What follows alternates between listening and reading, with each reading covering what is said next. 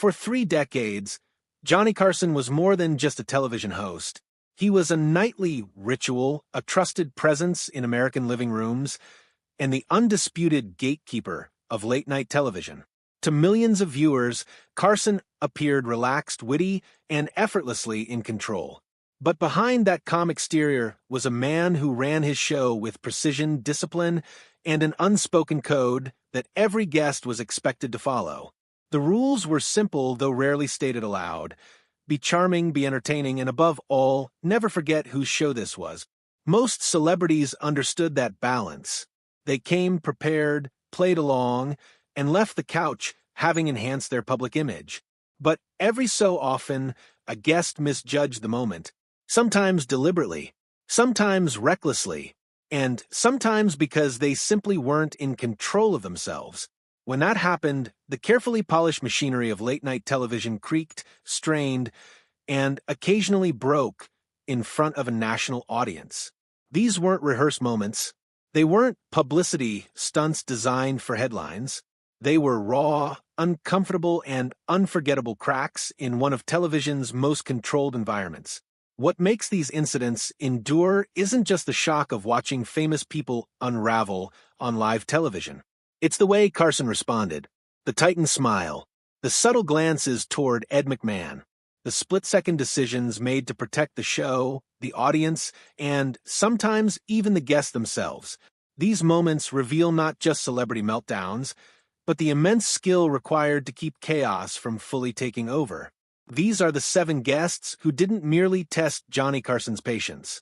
They shattered the illusion of control and left behind some of the most uncomfortable moments in late-night history. 1. Madonna, when provocation replaced conversation. By 1987, Madonna was already becoming a cultural force, though she had not yet reached the untouchable status she would later enjoy. She was controversial, fearless, and increasingly intentional about using shock as a weapon. When she appeared on The Tonight Show, expectations were clear. The producers anticipated playful banter, flirtation within limits, and a polished promotional appearance. What they got was something else entirely. Madonna walked onto the stage dressed in an outfit that immediately disrupted the room's energy. It wasn't just revealing, it was confrontational. She wasn't there to adapt to the show's tone. She intended to bend the show around herself. From the moment she sat down, the interview stopped feeling like a conversation and started feeling like a challenge. Instead of responding to Carson's carefully phrased questions with wit or humor, Madonna escalated. She flirted aggressively. She made explicit remarks. She pushed religious and sexual boundaries that network television in the 1980s still treated as untouchable territory. Each time Carson attempted to steer things back toward safety, she pushed harder. For the first time in a long while, Johnny Carson wasn't leading the rhythm of his own show. He was reacting. His laughter remained, but it was thinner. His redirections became more obvious. Viewers could sense the tension growing, even if they couldn't quite articulate why. The audience response split sharply. Younger viewers saw rebellion and boldness. Older viewers saw disrespect and discomfort. What everyone recognized was that something unusual was happening. Behind the scenes, Carson was not amused. He wasn't furious, but he was deeply annoyed. The segment had been hijacked, and not in a way that served the show. Madonna had gotten exactly what she wanted: attention, controversy, and a moment that would be talked about long after the episode aired. But there was a cost. Despite her growing fame, Madonna was never invited back. In a world where few guests were permanently excluded, her absence spoke volumes. She hadn't failed to entertain. She had failed to respect the balance Carson demanded. 2. Don Rickles, when friendship crossed the line. Don Rickles was not just a guest on The Tonight Show. He was family. His insults were legendary, his relationship with Carson deeply personal, and his appearances among the most beloved in the show's history. Audiences expected chaos when Rickles appeared, but it was always controlled chaos, framed by mutual trust. Until one night, it wasn't. The trouble began off-camera, during a casual moment that seemed harmless at the time. Rickles sat in Carson's chair and accidentally broke a treasured cigarette box that had sat on Carson's desk for years. Carson mentioned it playfully on air the following night, turning it into a joke. Rickles, however, decided to respond in a way no one expected. Without invitation, without warning, and without permission, Rickles burst onto the set in full costume from a sitcom. At first, the audience loved it. The surprise was funny, the energy electric, but as minutes passed, the tone shifted. Rickles didn't just interrupt. He dominated. He grabbed the desk. He shouted. He overwhelmed the structure of the show. Carson laughed, but his eyes betrayed something else. This wasn't planned. This wasn't playful. This was a complete loss of control. For one of the only times in his career, Johnny Carson was not steering the moment. He was surviving it. Backstage, the reaction was swift and serious. Carson was angry, not publicly but deeply. Rickles hadn't just broken a prop or interrupted a segment.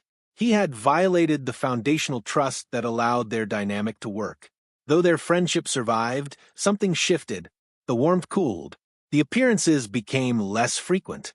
The incident stood as proof that even the closest relationships had limits, and that on live television, crossing them carried consequences. 3. Oliver Reed. When intoxication took the wheel, Oliver Reed arrived with a reputation that preceded him. He was brilliant, unpredictable, and infamous for his relationship with alcohol. But even with that reputation, nothing prepared the Tonight Show staff for what unfolded. From the moment he walked onto the stage, it was clear something was wrong. His movements were unsteady. His speech slurred. The smell of alcohol lingered unmistakably. Carson recognized the danger instantly. Still, he tried. Carson asked straightforward questions. Reed gave rambling, incoherent answers. Carson attempted redirection.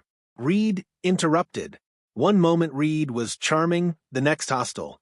The audience laughed nervously at first, unsure whether this was part of the act. Soon, it was impossible to ignore. This wasn't eccentricity. This was a man unraveling on live television. Carson faced an impossible decision.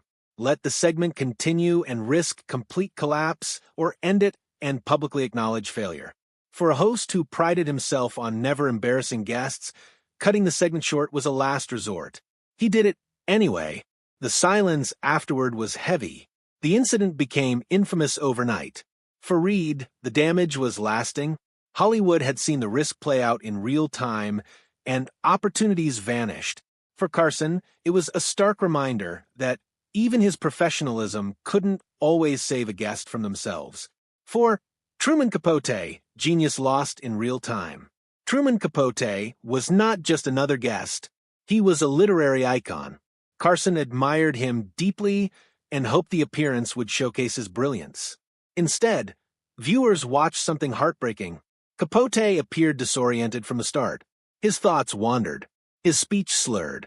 His focus evaporated. Carson tried repeatedly to guide him towards safer, structured conversation, but Capote resisted, drifting into strange, provocative tangents. The audience waited for flashes of the man they knew. Occasionally they appeared, a clever phrase, a moment of insight, but they vanished as quickly as they came. This wasn't scandalous in the way other meltdowns were. It was sad. Carson's patience was extraordinary. He extended the segment far longer than he would have with most guests, hoping Capote would find his footing. He never did. Capote was never invited back. The appearance marked a public turning point in his decline. For viewers, it was an uncomfortable reminder that genius does not protect against personal demons.